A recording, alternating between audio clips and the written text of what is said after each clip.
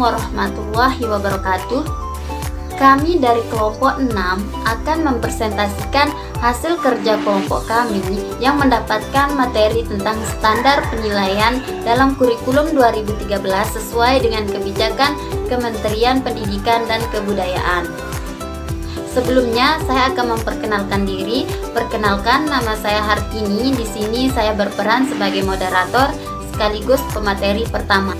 Oke, terlebih dahulu saya akan menjelaskan tentang pengertian standar penilaian pendidikan. Standar penilaian pendidikan adalah kriteria mengenai lingkup, tujuan, manfaat, prinsip, mekanisme, prosedur, instrumen, penilaian hasil belajar peserta didik yang digunakan sebagai dasar dalam penilaian hasil belajar peserta didik pada pendidikan dasar dan menengah pendidikan. Yang pertama, kita akan membahas tentang undang-undang yang mengatur tentang standar penilaian. Undang-undang yang mengatur tentang standar penilaian pendidikan adalah Undang-Undang Nomor 22 Tahun 2016 tentang Standar Penilaian Pendidikan. Lingkup penilaian berdasarkan pasal 2. Yang pertama, penilaian hasil belajar oleh pendidik. Yang kedua, penilaian hasil belajar oleh satuan pendidikan. Yang ketiga, penilaian hasil belajar yang dilakukan oleh pemerintah. Lingkup penilaian berdasarkan pasal 3. Yang pertama, penilaian hasil belajar peserta didik pada pendidikan dasar dan pendidikan menengah meliputi sebagai berikut. Yang pertama, sikap. Yang kedua, pengetahuan. Dan yang ketiga, keterampilan. Sedangkan penilaian sikap sebagaimana yang dimaksud pada huruf 1A merupakan kegiatan yang dilakukan oleh pendidik untuk memperoleh informasi deskriptif melalui peserta didik. Yang ketiga, penilaian pengetahuan sebagaimana yang dimaksud pada ayat 1 huruf B merupakan kegiatan yang dilakukan untuk mengukur penguasaan pengetahuan peserta didik. Yang keempat, penilaian keterampilan. Penilaian keterampilan berdasarkan ayat 1 huruf C merupakan kegiatan yang dilakukan untuk mengukur kemampuan peserta didik dalam mengerjakan tugas tertentu. Yang kelima, penilaian pengetahuan dan keterampilan sebagaimana yang dimaksudkan dalam ayat 3 dan ayat 4 dilakukan oleh pendidik, satuan pendidikan, dan atau pemerintah. Selanjutnya saya Elma Sopiana akan menjelaskan berdasarkan pasal 5 prinsip penilaian hasil belajar. Yang pertama, sahih berarti penilaian yang didasarkan pada data yang mencerminkan kemampuan yang diukur. Yang kedua, objektif berarti penilaian didasarkan pada prosedur dan kriteria yang dijelaskan, tidak dipengaruhi subjektif penilaian. Yang ketiga, adil berarti penilaian tidak menguntungkan atau merugikan peserta didik karena kebutuhan khusus serta perbedaan latar belakang agama, suku, budaya, adat istiadat atau status sosial, ekonomi, dan gender. Yang keempat, terpadu berarti penilaian merupakan salah satu komponen yang terpisahkan dari kegiatan pembelajaran. Yang kelima, terbuka berarti prosedur penilaian, kriteria penilaian dan dasar pengambilan keputusan dapat diketahui oleh pihak yang berkepentingan. Yang keenam, menyeluruh dan berkesinambungan berarti penilaian mencakup semua aspek kompetensi dengan menggunakan berbagai teknik penilaian yang sesuai untuk memantau dan menilai perkembangan kemampuan peserta didik. Yang ketujuh, sistematis berarti penilaian dilakukan secara berencana dan tahap dengan mengikuti langkah-langkah baku. Yang ketujuh, sistematis berarti penilaian. Yang kedelapan, bercuan kriteria berarti penilaian didasarkan pada ukuran pencapaian kompetensi yang ditetapkan. Dan yang terakhir, akuntabel berarti penilaian dapat dipertanggungjawabkan baik dari segi mekanisme, prosedur, maupun prosedur teknis maupun hasilnya.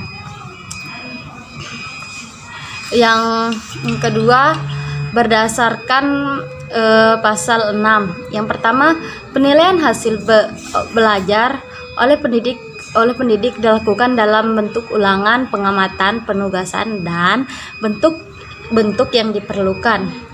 Yang kedua, penilaian hasil belajar oleh pendidik digunakan untuk yang pertama, mengukur dan mengetahui pencapaian kompetensi peserta didik. Yang kedua, memperbaiki proses, dan yang terakhir, menyusun laporan kemajuan hasil belajar harian, tengah semester, dan akhir dan semester akhir atau kenaikan kelas. Berdasarkan pasal 7. Yang pertama adalah kemanfaatan hasil penilaian oleh pendidikan sebagaimana dimaksud pada ayat 2 diatur lebih lanjut oleh Direktorat Jenderal. Yang kedua, penilaian hasil belajar oleh satuan pendidikan sebagaimana yang dimaksud pada ayat 1 digunakan untuk pemantauan kelulusan dari pendidikan. Yang ketiga, satuan pendidikan menggunakan hasil penilaian oleh satuan pendidikan dan penilaian oleh pendidik sebagaimana yang dimaksud dalam pasal 5 ayat 2 untuk melakukan perbaikan atau penjaminan mutu pendidikan pada tingkat satuan pendidikan. Yang keempat, dalam rangka perbaikan atau penjaminan mutu pendidikan sebagaimana yang dimaksud pada ayat 3, satuan pendidikan menetapkan kriteria ketuntasan minimal serta kriteria dan atau kenaikan kelas peserta didik. Bismillahirrahmanirrahim. Assalamualaikum warahmatullahi wabarakatuh. Saya Weda Purnama dari kelompok 6, pemateri ketiga, yang akan membahas tentang bentuk penilaian. Bentuk penilaian berdasarkan pasal 6. Pertama, penilaian hasil belajar oleh pendidik dilakukan dalam bentuk ulangan, pengamatan, penugasan, atau bentuk lain yang diperlukan. Dan yang kedua, penilaian hasil belajar oleh pendidik digunakan untuk A. Mengukur dan mengetahui pencapaian kompetensi peserta didik, B. Memperbaiki proses pembelajaran, dan yang terakhir, menyusun laporan kemajuan hasil belajar harian, tengah semester, akhir tahun, atau kenaikan kelas. Pertama, pemanfaatan hasil penilaian oleh pendidikan sebagaimana dimaksud pada ayat kedua diatur lebih lanjut oleh Direktorat Jenderal terkait berdasarkan pasal ke-7. Penilaian hasil belajar oleh satuan pendidikan dilakukan dalam bentuk ujian sekolah atau madrasah. Dan yang kedua, penilaian hasil belajar oleh satuan pendidikan sebagaimana yang dimaksud pada ayat pertama digunakan untuk penentuan kelulusan dari satuan pendidikan.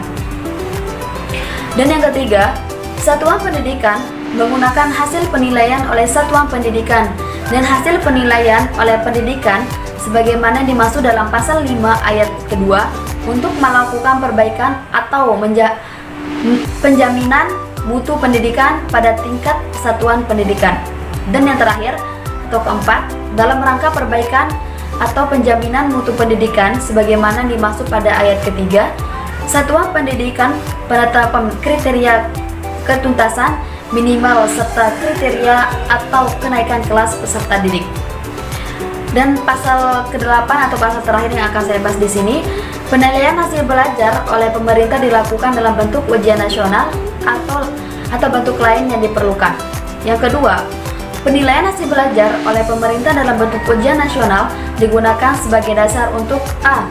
Pemetaan mutu program atau satuan pendidikan. Yang kedua, pertimbangan seleksi masuk ke jenjang pendidikan berikutnya. Dan yang terakhir, pembinaan dan pemberian bantuan kepada satuan pendidikan dalam upaya untuk meningkatkan mutu pendidikan. Mungkin hanya ini yang bisa saya sampaikan.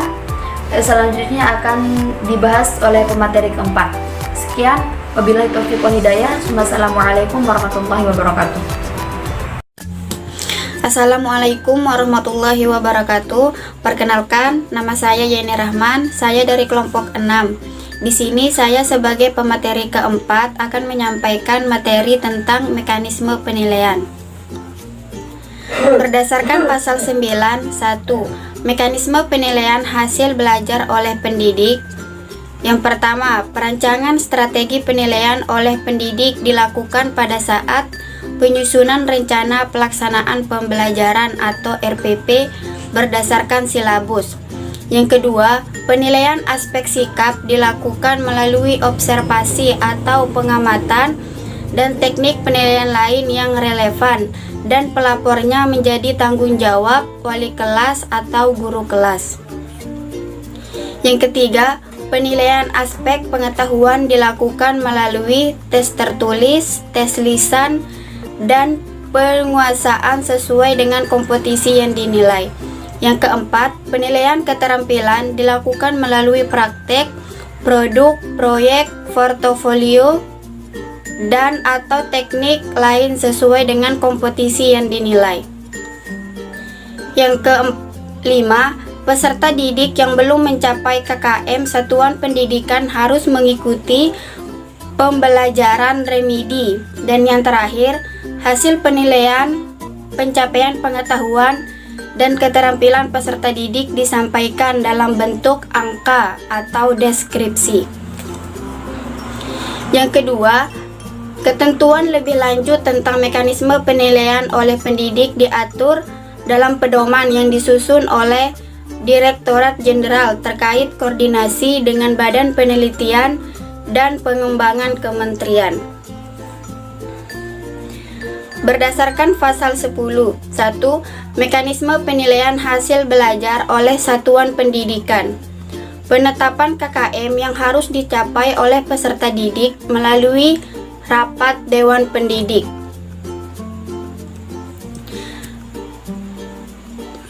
Penilaian hasil belajar oleh satuan pendidikan pada semua mata pelajaran mencakup aspek sikap, pengetahuan, dan keterampilan. Penilaian pada akhir jenjang pendidikan dilakukan melalui ujian sekolah atau madrasah.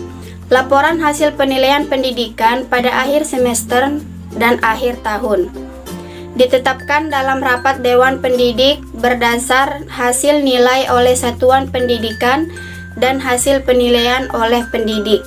Kenaikan kelas lulusan peserta didik dari satuan pendidikan ditetapkan melalui rapot Dewan Pendidik. Yang kedua, ketentuan lebih lanjut tentang mekanisme penilaian oleh satuan pendidikan diatur dalam pedoman yang disusun oleh Direktorat Jenderal terkait berkoordinasi dengan Badan Penelitian dan Pengembangan Kementerian.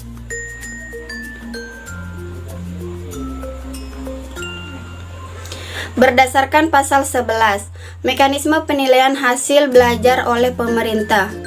Penilaian hasil belajar oleh pemerintah dilakukan dalam bentuk ujian nasional atau bentuk lain dalam rangka pengendalian mutu pendidikan. Penyelenggaraan UN dan Badan Standar Nasional Pendidikan bekerja sama dengan instansi terkait untuk mengukur pencapaian kompetisi lulusan. Hasil UN disampaikan kepada peserta didik dalam bentuk sertifikat hasil UN. Hasil UN disampaikan kepada satuan pendidikan untuk dijadikan masukan dalam perbaikan proses pembelajaran.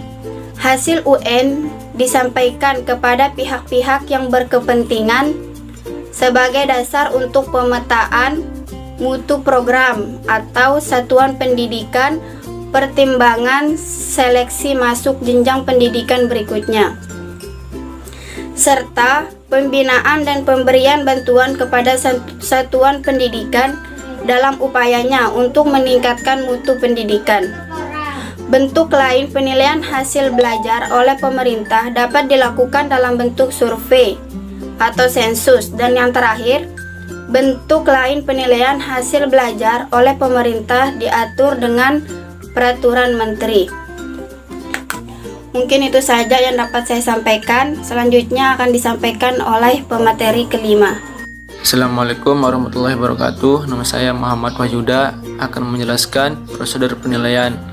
Prosedur penilaian berdasarkan pasal 12. Yang pertama, penilaian aspek sikap dilakukan melalui tahapan. Tahapan pertama, mengamati perilaku peserta didik selama pembelajaran.